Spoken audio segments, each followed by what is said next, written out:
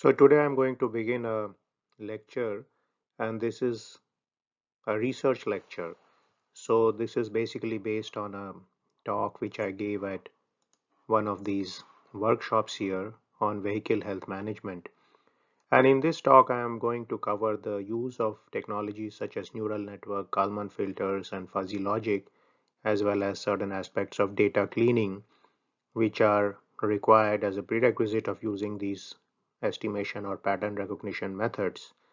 And this entire lecture is going to be in the context of health monitoring of some systems, aerospace systems typically, and I'm going to cover rotors, helicopter rotors, gas turbine diagnostics, and also some aspects of wing health monitoring.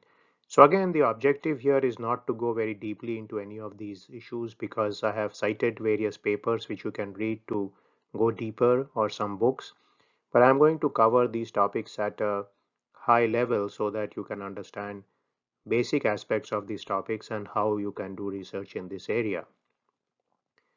Again, I'm Dr. Ranjan Ganguly. I'm happy you are listening to this on YouTube. I thought I will put some of these lectures on YouTube so that it is there for people at large because flight safety is an important topic. And again, if you haven't till now, please subscribe to my channel. So what I'm going to discuss are neural networks, Kalman filter, fuzzy logic, and genetic fuzzy systems. For neural networks, I am going to apply this to a rotor health and usage monitoring problem and also a beam crack detection problem. I'm going to apply Kalman filters to a gas turbine module performance analysis problem and look at the Kalman filter as a single fault detector. And I'm going to apply fuzzy logic to helicopter rotor system, gas turbine fault detection, as well as for damage detection in beams. And I'm going to discuss briefly about the concept of genetic fuzzy systems, which is basically a hybridization which is popular in soft computing. And essentially here we use the optimization capability of genetic algorithms to optimize fuzzy systems. So that's a particularly interesting use of optimization. So let's start with the first problem. Now, typically helicopters are very useful vehicles because they are capable of vertical flight and they are used in many rescue type of scenarios and in takeoff and landing in locations where airports are not there. Now, one of the problems in helicopters is that they are susceptible to damage of all types because they are complex mechanical systems with many rotating parts. Now, the if you look at the helicopter, the main components of the helicopter are the main rotor, the fuselage, and the tail rotor. Now, we are going to look more closely at the main rotor, which is a very important part of the helicopter, and we are going to look at modeling damage in this main rotor. So here what we do is we have developed a damage blade model, and modeling becomes important because you don't want to fly damaged rotor blades. You will first of all not want to fly those type of rotors because of the flight safety issue involved, and also certification people will not give you permission to fly such rotors. So what we do is we will use a mathematical model. I think I'll discuss that in greater detail later. But let us say we essentially have a rotor blade. In a typical helicopter model, we consider all the blades to have the same properties, but here we consider one of the blades to be damaged. And this damaged blade is shown in red here. Now, the mathematical model of the helicopter is based on several elastic rotor blades coupled to a rigid fuselage, and we use Hamilton's principle, which is given here, to determine the differential equations for the system, and then we discretize this in the spatial and time domain and solve this particular problem in steady state. Now at the end of it, what we get is the blade response. So the response being the flap, lag, and torsion at the tip. So the flap, lag, and torsion simply mean the bending in the out of plane, in plane direction, and torsion is the twisting type of motion which you get for the blade.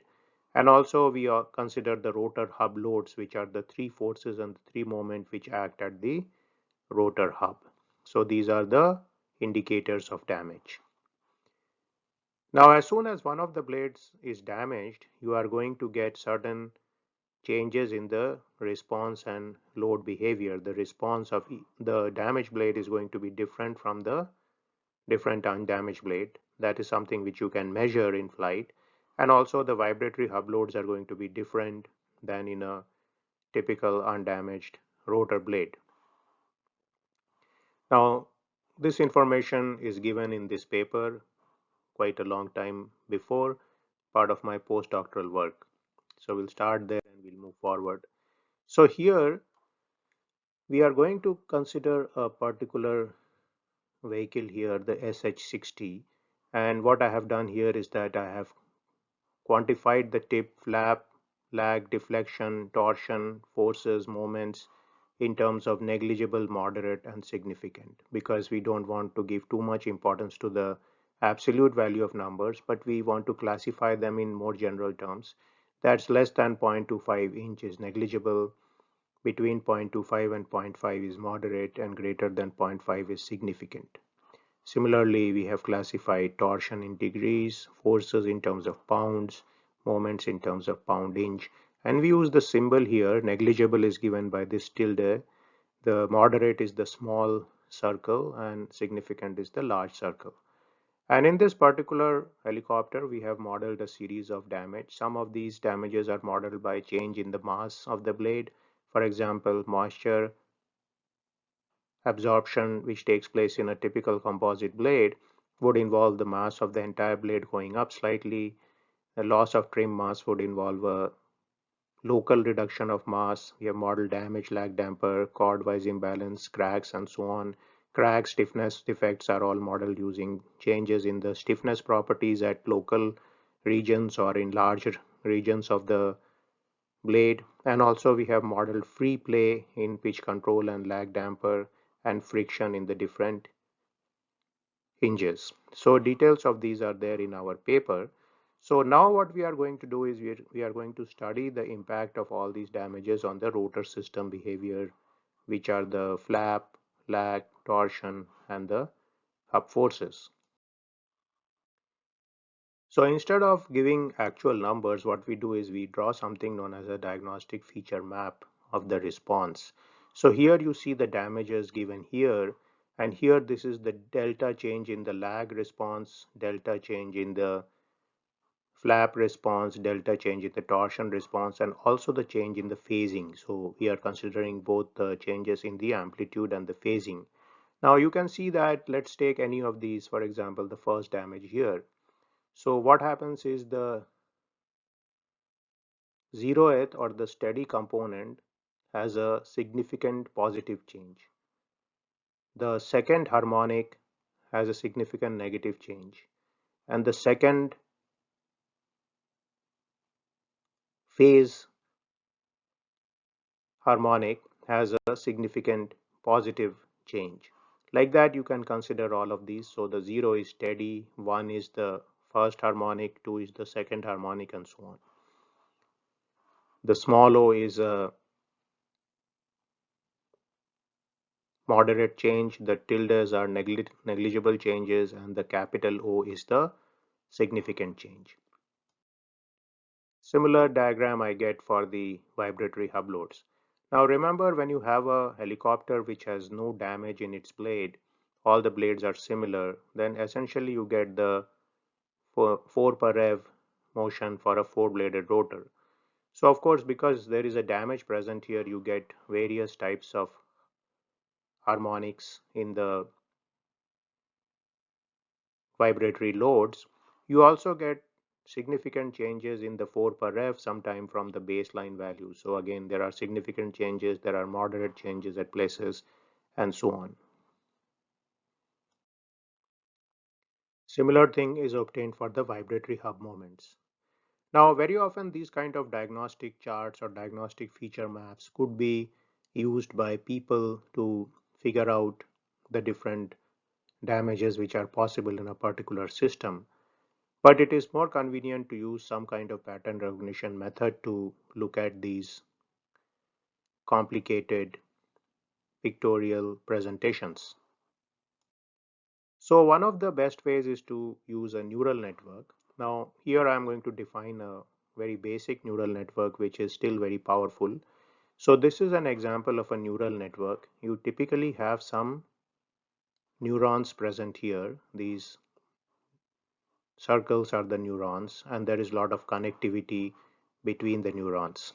Now this is the input layer, this is the hidden layer, and this is the output layer. So the data comes in here, it is processed in the neural network, and then the output comes out here.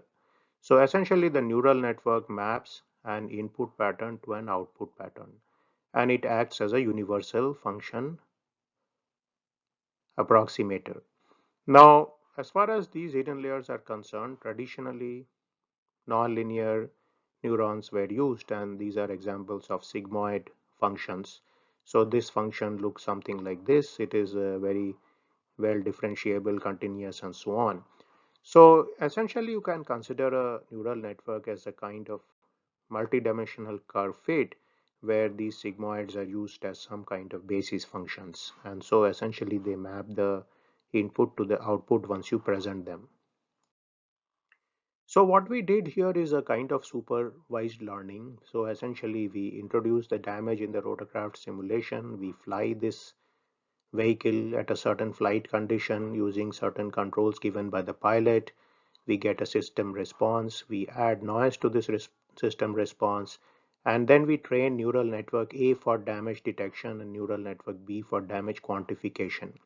So the first part, detection, tells us whether there is a damage in the system or not. The second part, quantification, tells us how large this damage is.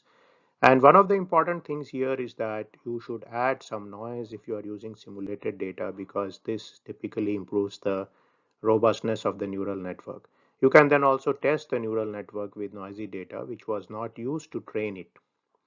Now this particular model was finally proved to be quite good with flight test results on actual damage systems, and so it performed quite well. Now we turn to a next problem. This is a problem where we have a beam, and a beam is a structure which can be used to model many systems. For example, you have bridges, you have plane wings, and so on. Now typically in this beam there is a crack present here, and we have modeled this crack here.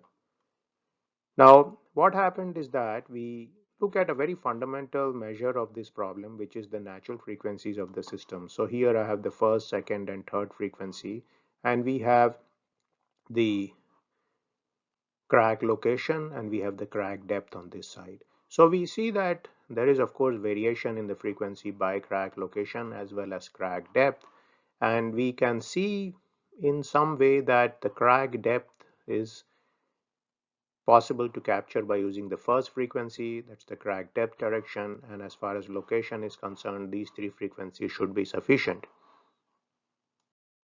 To actually verify this, we did a PCA on this problem, so essentially reduced the dimensionality of the space to only two, PC1 and PC2, and there are 19 clusters for the crack location which are obtained. So you see 1, 2, 3, 4, 5 all the way to 19 here. Each cluster contains 14 data points for the crack depth. The first three modes are the most sensitive to crack location and the first mode to crack depth.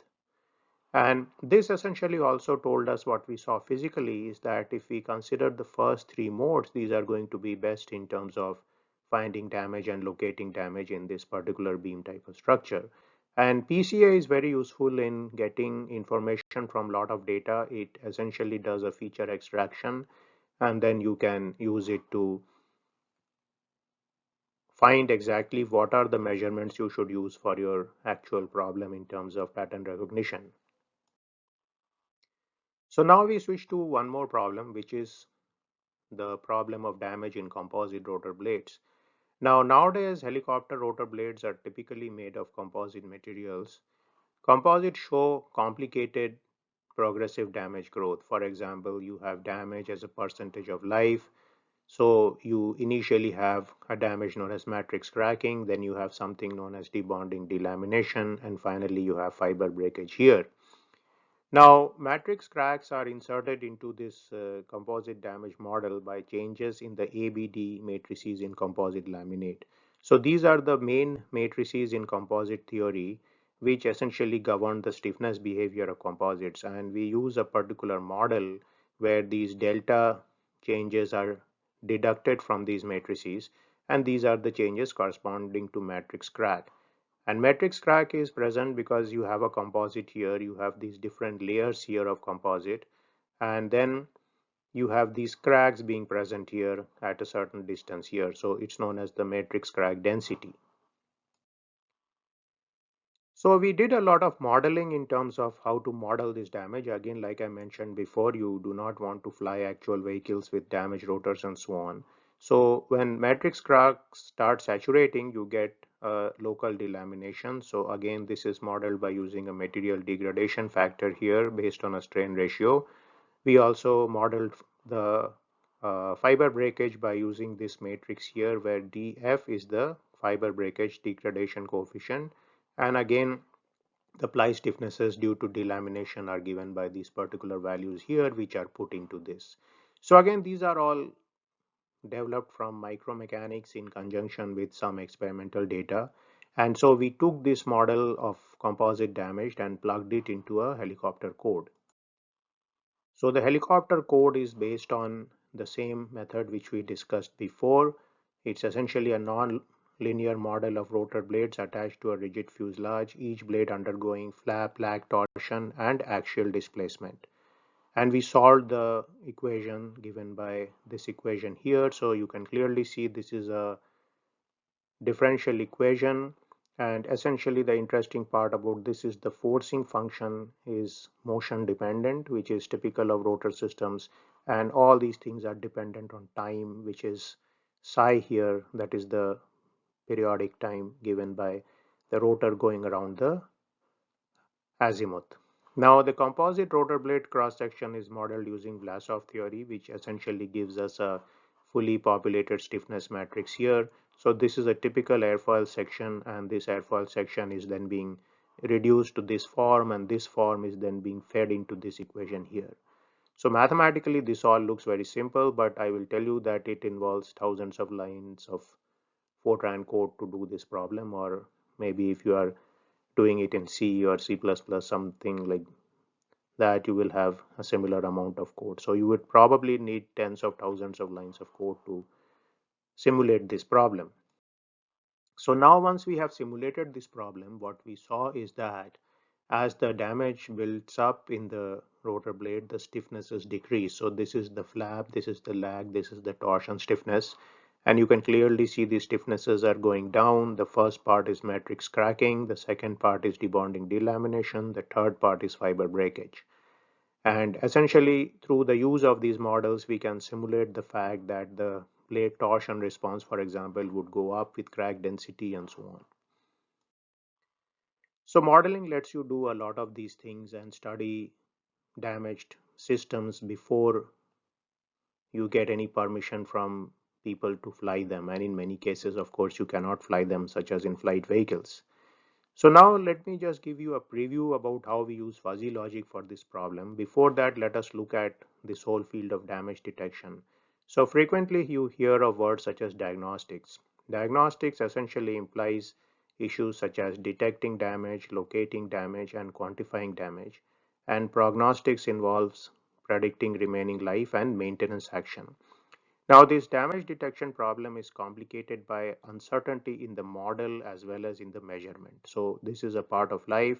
Not only the physical model you develop is not very correct representation of reality, but the sensor measurements are also contaminated with noise.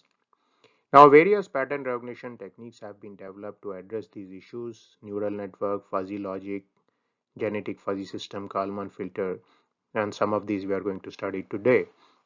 So let's look at fuzzy logic. Fuzzy logic was developed by Zadeh, who propounds it as a concept of computing with words. It's a unique soft computing method which simultaneously handles numerical data and linguistic knowledge.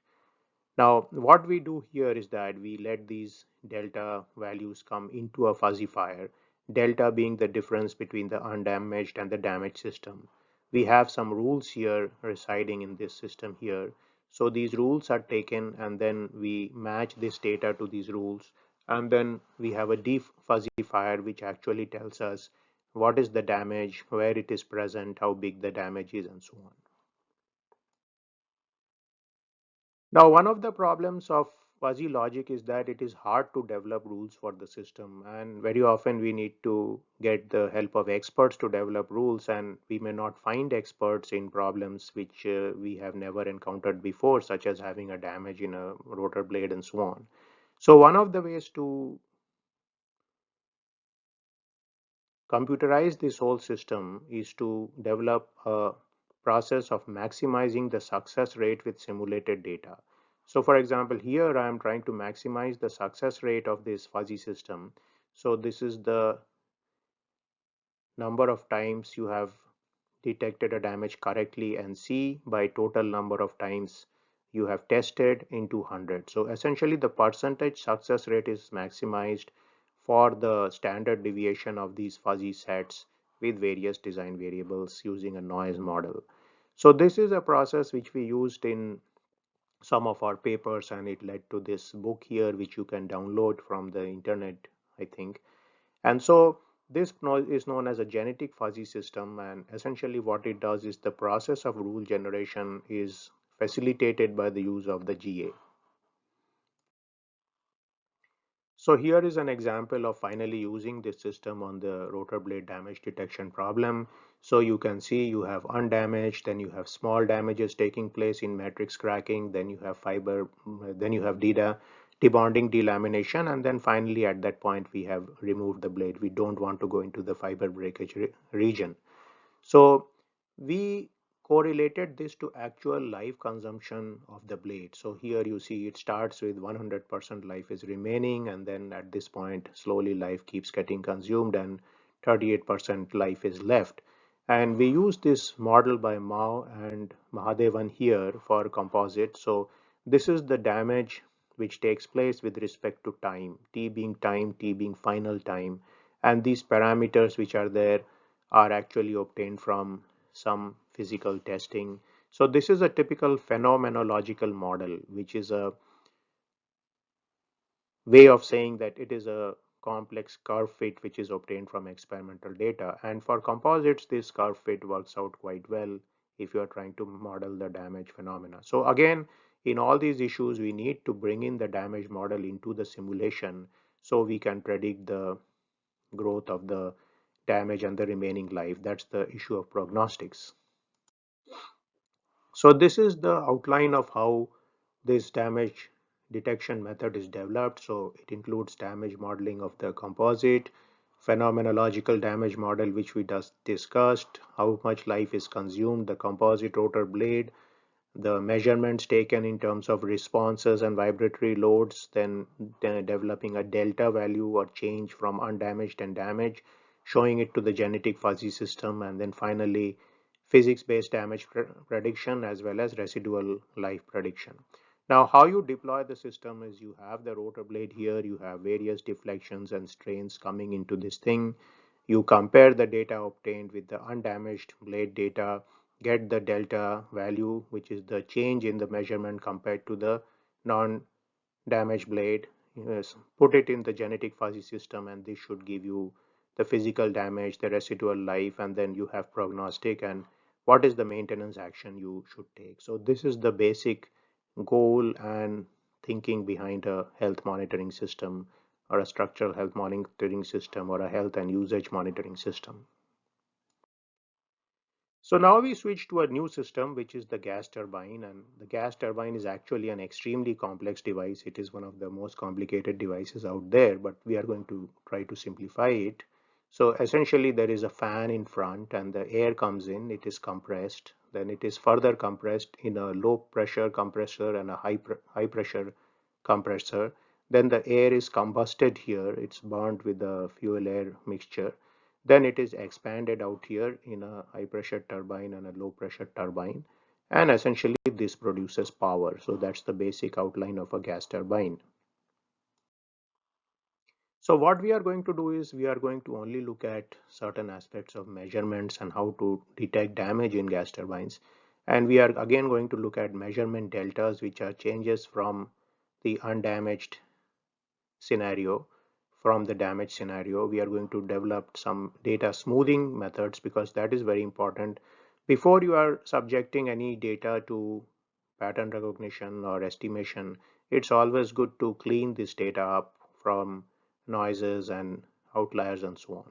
Sometimes you may just use this clean data in trend plots when humans can see it and can also predict any kind of fault, or you can feed it to expert system and machine learning type of situations. Both are possible, but again, if your data is not clean, then your systems are not going to work very well. So one of the methods we found is quite useful is the so-called median filter. But before getting into that, I'll just give you a background on some fault. So the typical fault is grows slowly. So it can be called an incipient fault. So we can say it is a low polynomial, linear sometimes. Now sometimes you get a sudden change in a measurement. So that is an abrupt fault. And most frequently what you get is something like this, which is a combination of a slow degradation and then sudden fault. So you can think of a person as his age grows, his blood pressure rises slowly, but then if he has a sudden problem, then his blood pressure may rise suddenly like this. So one of the important things is that most of the times you get actual fault situation which is of importance, you have a sudden rise in a sensor measurement, and that can be smoothed out by typical linear filters. So one of the things which median type of filters do, which is simply the median of these numbers, is that it tends to not smooth out this sharp edge. So this is something which is very important. Now a weighted median filter simply includes weights on all of these measurements, and weights here essentially means duplication. So if I have 2 here, for example, it simply means that this particular value is repeated twice. So there are 2 of them. Now there is also the weighted recursive median filter, in which instead of the x's here, some of these include y's here. So you are actually using the data from the previous run of the filter here. So this is the recursive median filter. Now you can get a lot of details in our paper here, but essentially we minimize a certain norm of the noisy data with respect to the perfect data or the data without noise. Now we found that a 5-point median filter with weights 2, 1, 2, 1, 2 was quite good. That means you put weights 2, 1, 2, 1, 2 and use only 5 of the numbers here. This is an example of 4 signals and how the filtering comes out. You can see a lot of the noise is removed, and one of the aspects about median filters is that these sudden sporadic noises which can creep in, which are elements of non-Gaussian noise, are also removed by this particular filter. Here also you see this is an example of a sudden fault, and also here this signal is kept here. It's not smoothed out, but most of the noise is removed. Now, whether you are looking at it as a human being or whether you are sending this data further to a neural net or Kalman filter or fuzzy system, you can clearly see that this kind of data cleaning is going to greatly improve your chances of getting something out of this data. Now, one more filter which we consider is the Myriad filter. And this filter essentially is defined as the value of this beta k, which minimizes this function.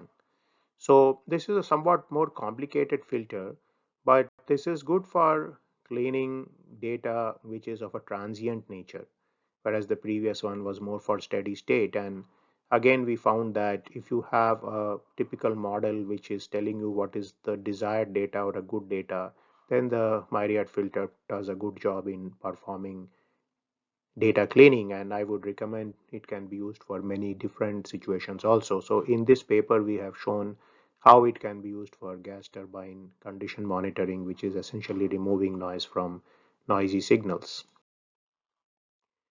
Now let's come to the different problem, which is, let's assume all this data has been cleaned, and now we have to do a problem where we have to find the engine state.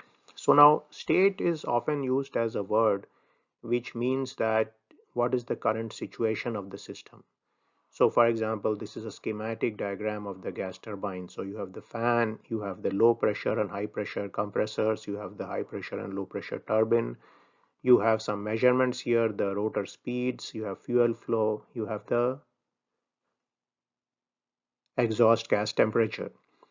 Now, typically we need a model of the system, and this is a model. This connects the measurements with the different values for the different modules. So each of these are known as modules. Okay, so each of those modules is linked with a typical efficiency value and a flow capacity value. Okay, and so this is a model. You have all these numbers here. These are known as influence coefficients. So this corresponds to the equation zk is hk xk plus nu k. So this part z is hx is z is hx, and then you have noise in the system. That is the measurement equation. The system model is given by this. Xk is phi k xk plus again a noise here. Now these are the Kalman filter equations. Essentially the Kalman filter tries to predict the state at the next point by using the current point, and it uses a Kalman gain here. So you need to calculate this particular matrix, and then you need to find the new point xk plus 1. Now this estimation process typically works if you have a good starting point. In some ways it's similar to the Newton-Raphson method.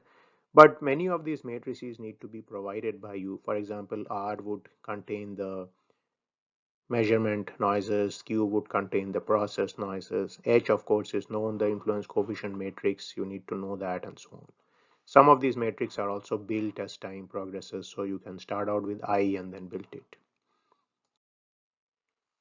Now the Kalman filter is widely used for module state calculation, but it can also be used for single fault situations. So where essentially we try to figure out one fault has happened. So in many cases, only one fault happens in a typical gas turbine. And in that case, you can find out this fault and flag a root cause based on this single measurement delta set. So this is the equation set which is developed for the single fault Kalman filter. So many of these things simplify. Q is 0, phi is I, and so on. And so this set of equations will then give you the result. Now the success rate of this particular algorithm was very good for most cases. You can see our paper mentioned in the previous slide for more information on this problem. Now let's switch gear again to our final segment, and we are going to look at wings and beams. So typically an aircraft wing is like this. We can consider it to be a cantilever beam at the simplest model. So we take a cantilever beam, we divide it into certain sections, root, center, tip, and each of these is 20%. And we want to create a system such that we can say these are the different damage levels possible. So if there is no damage, no action. If there is moderate damage, you may look at it more carefully.